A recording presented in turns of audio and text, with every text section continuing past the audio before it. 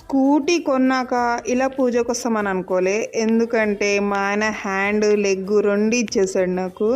ఇంకా ఏం బాధపడకుండా సరే నాకెందుకు, ఇంకా నా వెనకాల 2 తోకలున్నారే, ఆ పెద్ద హీరోస్ ఇద్దరిని తీసుకొని వెళ్తే పూజ చేయించుకుంటే అయిపోతుందని చెప్పి ఇంకా మంచిగా ఎల్లమ్మ టెంపుల్కి అయితే వచ్చి పూజ చేయించుకున్నాను. చాలా బాగా జరిగింది.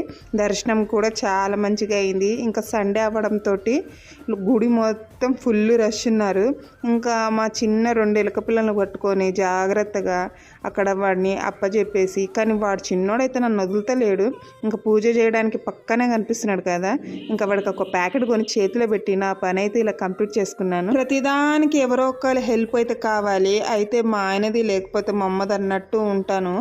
ఇంకా తర్వాతకు వస్తే ఇంకా ఎవరో ఒకరు హెల్ప్ ఎప్పుడు లేకుండా ఫస్ట్ టైం నేనైతే పూజ చేయించుకోవడానికి వచ్చాను.